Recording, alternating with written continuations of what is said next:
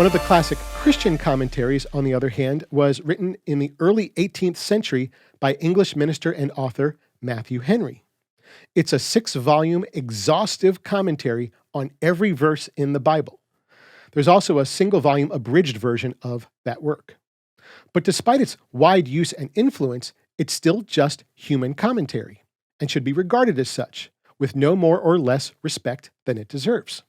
And again, just to show you why I'm cautious of commentaries as well, let's take a look to see what Matthew Henry has to say about Romans 2:28 and 29. Let's start with those verses as rendered by the ESV, which says, "For no one is a Jew who is merely one outwardly, nor is circumcision outward and physical. But a Jew is one inwardly, and circumcision is a matter of the heart, by the Spirit, not by the letter." So Paul here is talking about one who is a Jew outwardly or inwardly. There's no dispute that Paul is saying the word Jew. And it also speaks of circumcision. Again, indisputable. Now let's look at Matthew Henry's commentary on these verses. He says, "He is not a Christian that is one outwardly, nor is that baptism which is outward in the flesh. But he is a Christian that is one inwardly, and baptism is that of the heart, in the Spirit, and not in the letter." So Henry here is swapping out the term Jew for Christian and circumcision for baptism, with nothing from Paul to justify such an explanation.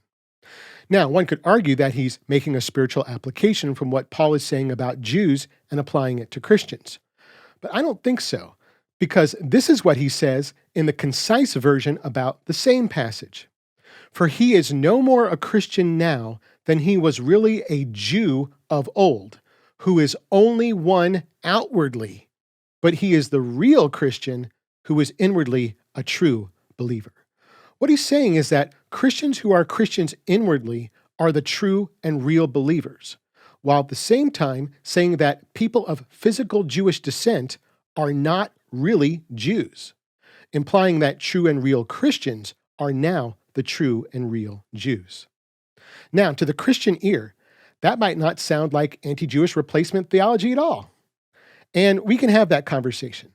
But the point is that his commentary takes these verses completely out of context and simply imposes unsupported ideas on the text.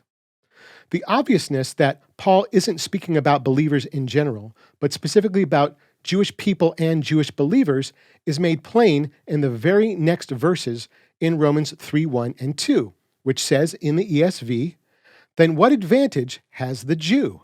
Or what is the value of circumcision? Much in every way.